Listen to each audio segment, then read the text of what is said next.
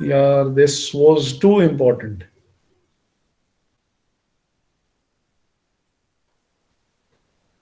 यार मुझे याद दिला दिया करो शुरू में ही। अब ये तकरीबन कोई हमने घंटा तकरीबन बात कर ली है, 50-55 मिनट। ओए होए होए होए होए, and it was very important जो डिस्कशन हमारी हुई, और वो कुछ भी रिकॉर्ड नहीं हुआ। Any how. अच्छा, तो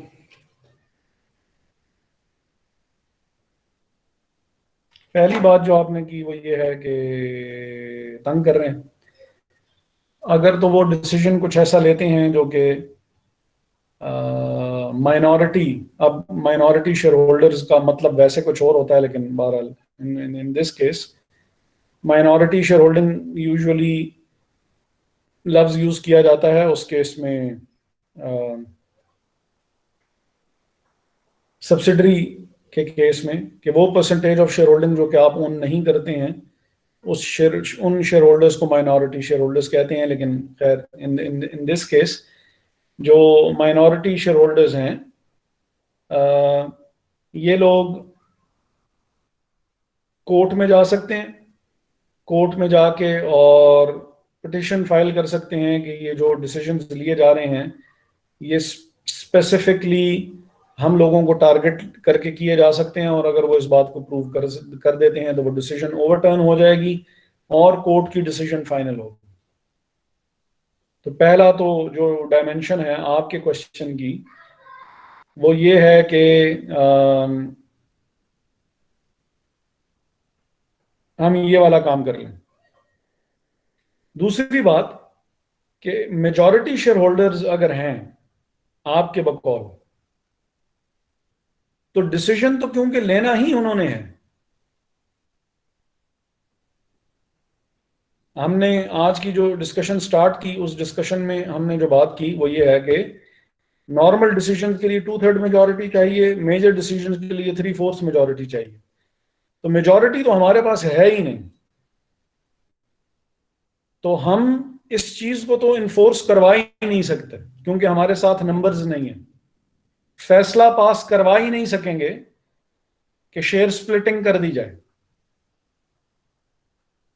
क्योंकि नंबर्स हमारे पास नहीं हैं। ये डायमेंशन हो गई आपके क्वेश्चन की दूसरी। और सर जो मेजॉरिटी शेयर होल्डर्स डिसीजन लेंगे वो कंपनी के तो फेवर में ही होगा ना, क्योंकि मतलब जाहिर है वो भी कंपनी का बेनिफिट ही देख रहे होंगे। उसके अगर वो कोई माइनॉरिटी शेयर होल्डर्स को तंग करते भी हैं तो वो तो मतलब किस तरह का तंग? तंग करने का मतलब यह है कि डिसीजन आपने ऐसी ले ली, इस दफा हम डिविडेंड नहीं पे कर रहे, या आपने कहा कि डिविडेंड कम पे किया जाएगा, या आपने एक्सपेंशन वो कर ली, प्लान कर ली, और वो जो दूसरे लोग हैं वो बहुत सख्त अपोज कर रहे हैं कि भाई एक्सपेंशन, वो भी कोविड के दिनों में, तो एक्सपेंशन कर भी लोगे, पैसे भी लगा दोगे डाइन इन, और उस चीज के ऊपर अगर सपोज को खाने पीने वाली जगह है तो डाइन इन पे पहले ही पाबंदी लगी हुई है, तो आएगा कौन? उससे बेहतर ये है कि हम इन इन पैसों को हम सेव करके रखें, वगैरह वगैरह, कोई भी डिस्प्यूट पड़ा हुआ, और वो चाह रहे हैं कि भाई ये गलत वो कर रहे हैं और ये सब के सब को मरवाएंगे, तो फिर वो कोर्ट में जा सकते हैं। अदर देन दैट, डिसीजन ही जब मेजर शेयर होल्डर्स ने लेना है, मेजॉरिटी शेयर होल्डर्स ने, तो उसको तो हम नहीं रुकवा सकते हैं।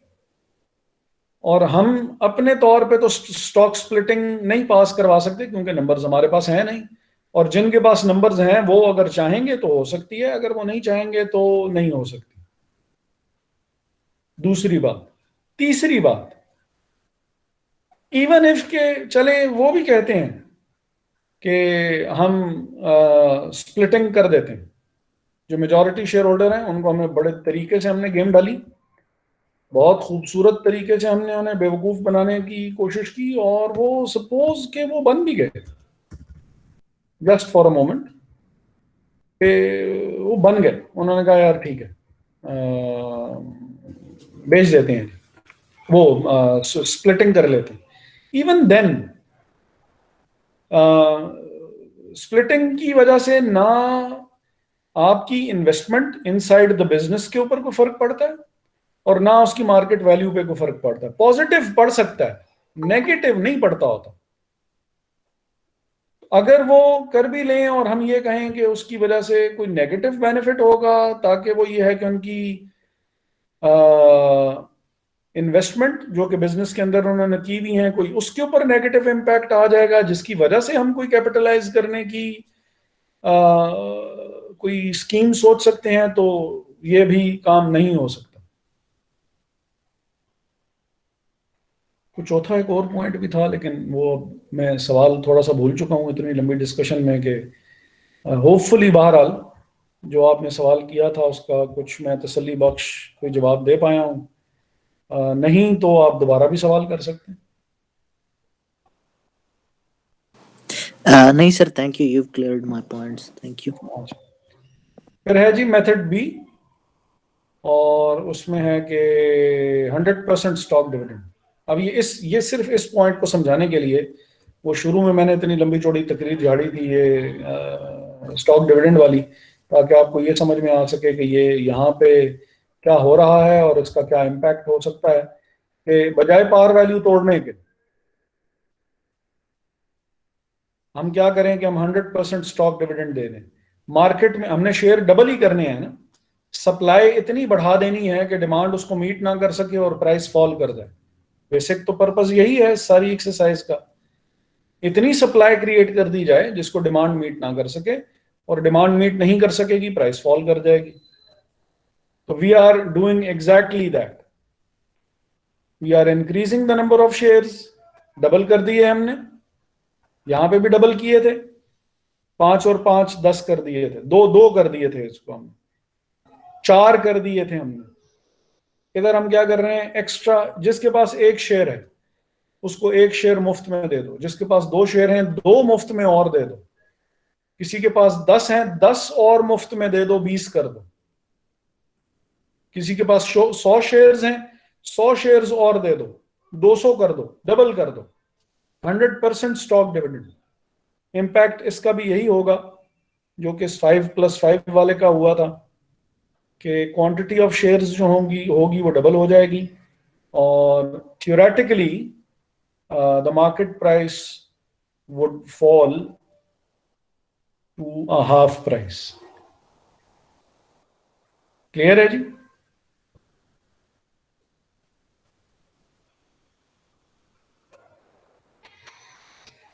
ये सब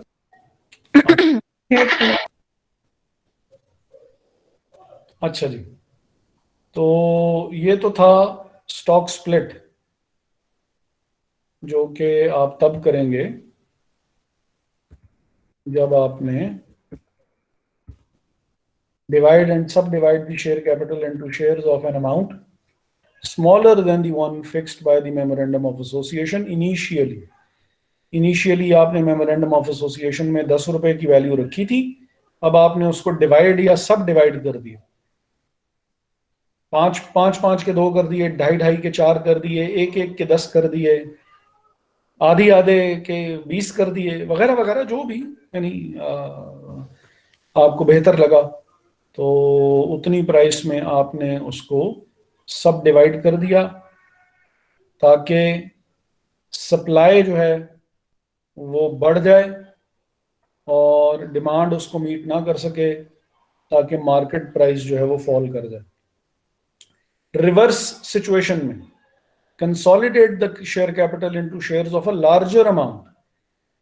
कभी ना मौका मिला आपको आज के बाद, तो ये जो लिस्टेड कंपनीज है ना, जितनी भी हैं, क्योंकि नंबर्स भी चेंज होते रहते हैं, हर कंपनी की शेयर की प्राइस इतनी खूबसूरत और वाह वाह नहीं होती है जितनी आप समझते हैं या आपको लगती है। काफी कंपनीज ऐसी हैं जिनकी शेयर की प्राइस, अब फिर अगेन मैं जरा अब लेटेस्ट, अब मैं भी बड़ा जमाना हो गया कि मैंने सर 4 रुपए 5 रुपए तक भी हैं। 4-5 मैंने तो यार 25 पैसे 50 पैसे 75 पैसे 1.25 रुपया, यानी 1 रुपया 25 पैसे ₹1.5 ₹2 वाले भी मैंने 10 पैसे वाले शेयर्स भी देखे हैं मैंने, जिनकी मार्केट वैल्यू 10 पैसा है, मार्केट वैल्यू 50 पैसे है। ₹10 का शेयर 50 पैसे का बिक रहा है, उसकी कीमत 50 पैसे भी नहीं रही है। ऐसी ऐसी कंपनीज भी हैं। तो ये जो 2-4 आप जो बात बता रहे हैं, लेटेस्ट सिचुएशन शायद कुछ इस तरह की हो भी, उसमें आपने क्या किया, रिस्पेक्टेबल फिगर पे लाने के लिए कि यार मार्केट वैल्यू कुछ तो रिस्पेक्टेबल हो, ये क्या 2-4 शर्मिंदगी होती है बताते हुए कि अगले बंदे शक्ल देखते साथ ही वो कहते हैं कि यार चंगी कंपनी है यार तुम्हारी, कि उसकी ₹10 की भी औकात नहीं है उसकी। तो रिस्पेक्ट को, डिग्री ऑफ रिस्पेक्टेबिलिटी लाने के लिए we'll consolidate the share capital into shares of a larger amount, reverse split करेंगे, ऐड कर देंगे, पार वैल्यू ऐड हो जाएगी, जिसकी वजह से मार्केट वैल्यू इंक्रीज हो जाएगी। अगेन पार वैल्यू चेंज कर रहे हो, 10 तुमने लिखी हुई है, अब तुम उसको 20 के ऊपर लेके जा रहे हो या 50 के ऊपर लेके जा रहे हो, तो तुम्हें मेमोरेंडम ऑफ एसोसिएशन को चेंज करना पड़ेगा। क्लियर है?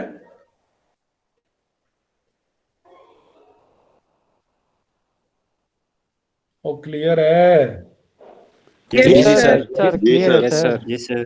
ओ को हाँ हूँ कर दिया करो, को पता लगता रहा करे, को जिंदा भी हो या जिंदा ही हो या नहीं, थोड़ा बहुत तो अंदाजा होता रहा करे। अच्छा, ये restriction on purchase of own shares by company पे बात हुई थी हमारी लास्ट टाइम या नहीं हुई थी? याद है कुछ या नहीं याद है? हुई थी सर जी। हुई थी, ठीक है। तो फिर हम नेक्स्ट चैप्टर पे मूव करते हैं, जो कि borrowing powers of the company पे है। मॉर्गेजेस एंड चार्जेस इसका नाम है। कंपनीज एक्ट में भी जो है वो मॉर्गेजेस एंड चार्जेस की अलहदा से हेडिंग भी है, तो उससे जो है वो ये रिलेटेड है। जो inherent borrowing powers of a company है वो ये है कि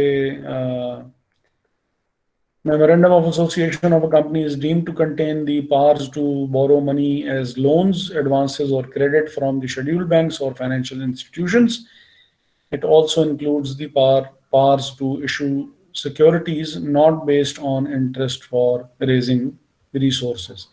अब ये चीज़ जो है वो आपको मेमोरेंडम ऑफ एसोसिएशन जो है वो आपको, क्योंकि वो आपकी अलहदा एक कानूनी हैसियत सेपरेट लीगल एंटिटी क्रिएट कर देता है, तो सेपरेट लीगल एंटिटी क्रिएट होने की वजह से आपकी वो जो हैं, because now you are a legal person, तो you can either borrow on your own account or you can issue securities that do not contain the interest, like a zero dividend preference share or a common share, which does not have an interest, a zero coupon bond, which does not have an interest attached to it. तो आप ऐसी securities issue कर सकते हैं जो कि finances raise करने में इस्तेमाल हो और उसके ऊपर कोई भी वो ना हो, जिसके साथ इंटरेस्ट अटैच ना हो। फिर रिस्ट्रिक्शन क्या है जी इसमें बोरोइंग के ऊपर? A few companies are required to obtain a certificate of commencement of business before commencing their business. Such companies cannot exercise any borrowing powers until the date they obtain a certificate of commencement of business. अब हमने पढ़ा था कि हर किस्म की company, कुछ companies ऐसी हैं जो कि फौरन ही बिजनेस जो है वो जैसे ही इनकॉर्पोरेट होंगी फौरन बिजनेस स्टार्ट कर सकती हैं, और वैसे पूछ के शर्मिंदा ही करने वाली बात है अपने आप को, लेकिन चलें बता सकते हैं कौन सी कंपनीज फौरन ही बिजनेस स्टार्ट कर सकती हैं।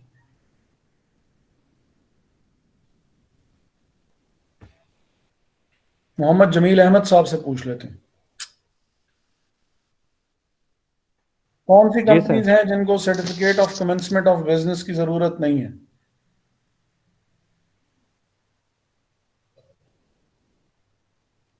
सर नहीं पता सर, जी, लाहौर में हूँ सर। अच्छा। तो लाहौर में क्या कर रहे हैं?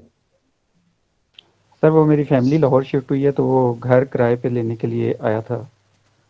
अच्छा, तो लाहौर का मिसेज मौसम और कैसा है? फॉग इंतहाई सर, पोल्यूटेड है, बस वो सारा दिन उसी में किराए के चक्कर में घर ढूंढने में लगे सर। तो मौसम मौसम तो शौसम को ठंडा ठंडा है कोई इधर की तरह, या इंतहा कोई? ठंडा तो सर हमारा ज़्यादा ठंडा होगा, लेकिन फॉग है बहुत ज़्यादा, और एसिडिक फॉग है, बीमारियां और पोल्यूटेड मोशन बहुत ना ज़्यादा करो, मौसम। वो जो स्मॉग होती है वो है? जी सर, मोटरवे भी बंद की हुई थी, और इंतहाई जो नहीं गंदा सा मौसम हुआ। अच्छा, यस सर। तो ये वो पहले तो इस तरह होता था ना कि वो दिन में को गायब शायब हो जाया करती थी को 2-3 बजे तक, 4 बजे तक, तो अभी पूरा पूरा दिन रहती है या वो बीच में कोई? दिन को थोड़ी सी बेहतर था, लेकिन जैसे ही मगरिब का स्टार्ट हुई उस वक्त भी थी, और 9-10 बजे तक सुबह में भी थी। अच्छा, तो कल वापसी है, तो वो बुक्स वगैरह थी नहीं, मैंने कहा क्लास ना मिस करूं। अच्छा, चलें, जी तो जरा सुकून सुकून से आइएगा। जी सर, कल शाम को इंशाल्लाह। ट्रेन इसलिए बुक की है, मोटरवे तो लास्ट टाइम भी 14 घंटे का सफ़र हो गया था, रात सारी उन्होंने मोटरवे पे रोक के रखा भेरा में। तो ट्रेन में फिर क्या होता है? ट्रेन में क्या कोई ट्रेन का ये है कि वो फोग भी हो स्लो कर देते हैं, लेकिन ना वो रोकते नहीं है, वो चलती रहती है, क्योंकि उसका ट्रैक के ऊपर ही होती है ना। लेकिन मोटरवे के ऊपर लास्ट टाइम मैं आया था, तो रात को 12 बजे बैठा, सुबह 10 बजे पहुंचा, हालांकि 4 घंटे का सफर था। अच्छा, मुझे एक बात तो की समझ में नहीं आती कि कजन है, उसने भी लाहौर से, खैर आज आज पहुंचना है, बीच में अभी उसी की कॉल आ रही थी पहले, कि लोग जीटी रोड का क्यों नहीं यूज करते? जीटी रोड पे तो फिर आई आई डोंट थिंक कि जीटी रोड पे वो ट्रैफिक जीटी वगैरह। रोड बहुत बेहतर है सर, लेकिन जो जितनी अच्छी सर्विसेज है ना बसेस की, वो मोटरवे को फॉलो करती हैं। तो जीटी रोड पे जो अब बसेस वगैरह हैं, वैन्स हैं, वो नहीं है। तो सर्विसेज जो अच्छी हैं, फैसल मूवर हो गया, बिलाल हो गया, ये वो सब मोटरवे के थ्रू जाती हैं। इस वजह से अपनी गाड़ी हो फिर तो प्रेफर इस मौसम में मोटरवे से जीटी रोड बहुत बेहतर है। नहीं, मैं रोड भी इस अच्छी हवाले है। से कह रहा हूँ ना कि जब अगर इतनी धुंध सर शुंध वो होती है। सिक्योर नहीं समझी जाती जीटी रोड जो है ना, वो जरा एक तो सिक्योर भी नहीं समझी जाती, और दूसरा कुछ कुछ पैचेस हैं जो जरा मतलब साफ नहीं है रोड। खराब है थोड़े से, हाँ, लेकिन फिर भी मोटरवे, लेकिन ये बड़ी कंपनीज नहीं अपनी बसेस वहां पे चला रही ना मोटरवे पे, क्या बात, सॉरी जीटी रोड पे नहीं चला रही। क्या बात है जी। अच्छा, तो उसामा रशीद साहब से पूछते हैं।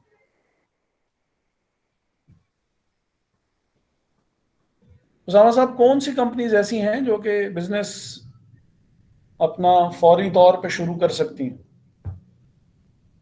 उनको सर्टिफिकेट ऑफ कमेंसमेंट की जरूरत नहीं है? सर अभी फिलहाल तो याद नहीं आ रहा सर। खावर कुदूस साहब।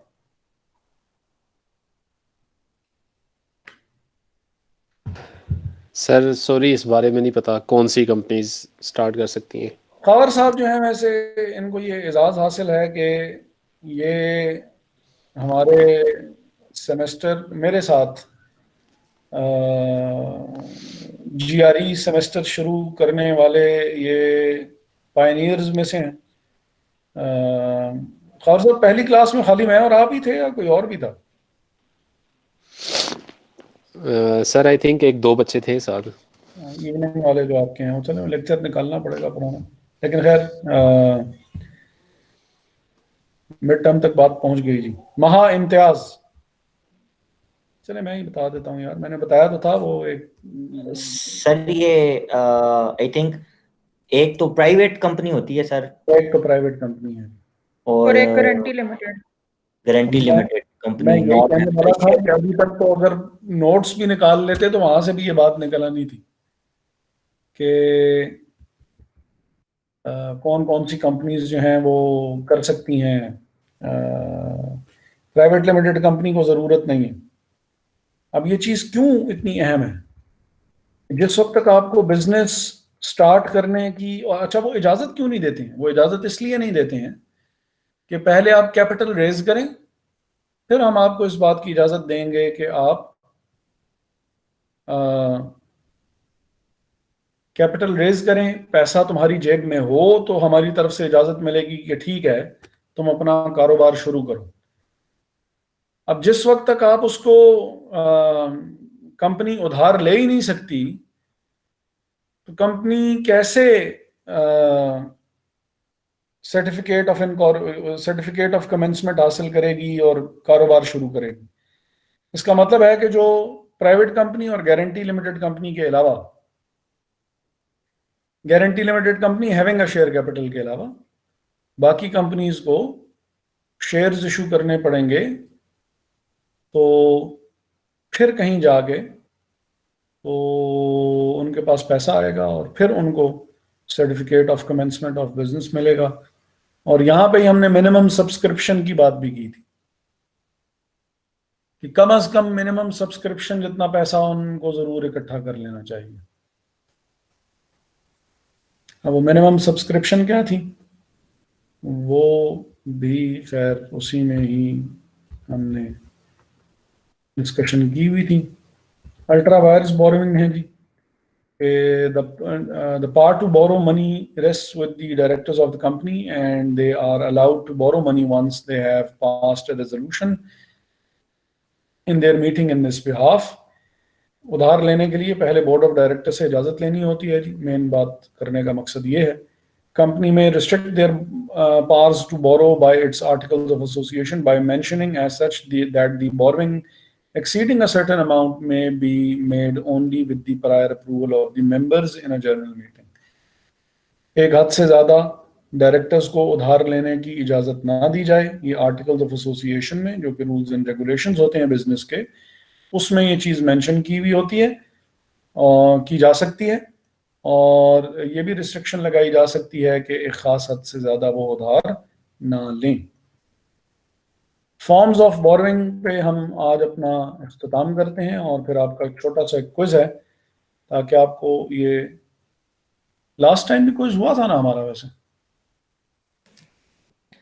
सर वो बातों बातों में हुआ था, ये भी बातों बातों में ले लेना सर। नहीं, वो क्वेश्चन आपको दिया नहीं था कि ये सॉल्व करके लें? सर एनरॉन का नहीं सर, वो एनरॉन की केस स्टडी से हुआ था वो। फिर तो मेरा ख्याल है ये पहले आप क्विज ही देख लें, ताकि ये क्विज है जी, क्विज सॉल्व करें ताकि आपको जरा ये अंदाजा हो जाए कि किस किस्म के क्वेश्चंस आपको एक्सपेक्ट करने चाहिए सीजीएल में।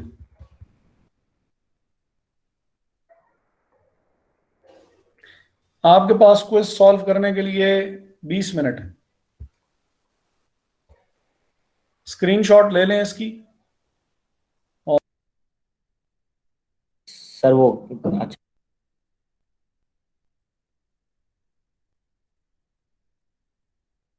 हाँ, स्क्रीनशॉट लेके ग्रुप में शेयर कर दें, क्योंकि बीच में म्यूट वगैरह करना पड़ता है, हटाना पड़ता है, तो फिर वो हट जाएगा।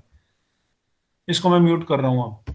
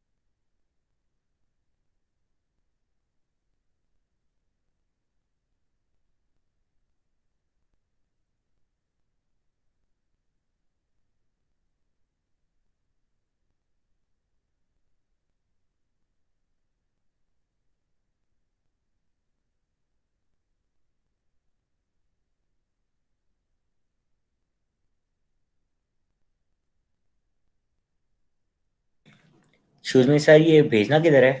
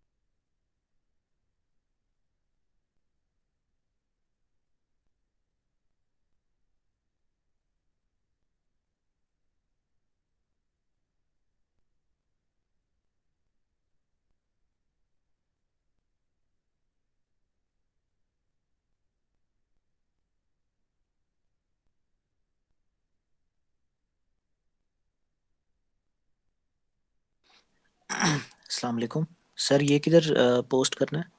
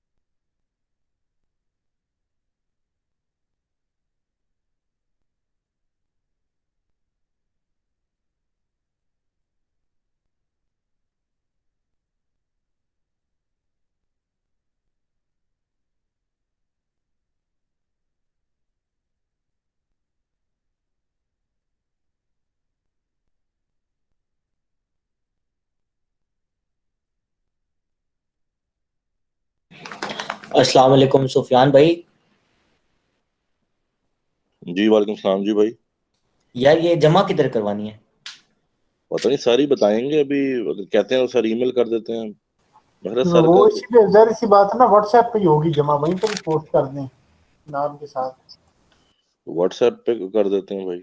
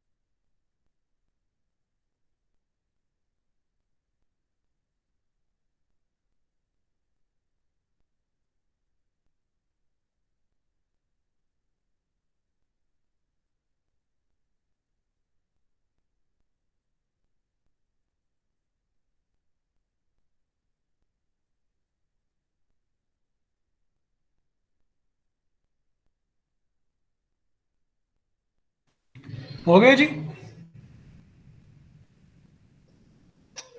जी हाँ सर। जी सर, हो गया। चलें ठीक है, ये ईमेल मुझे कर दीजिएगा जो हो आप गई है डॉक्यूमेंट। सर।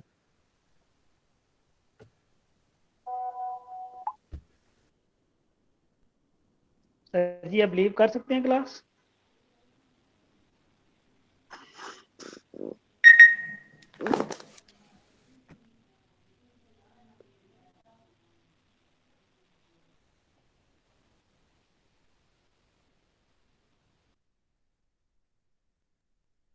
आटा रखो।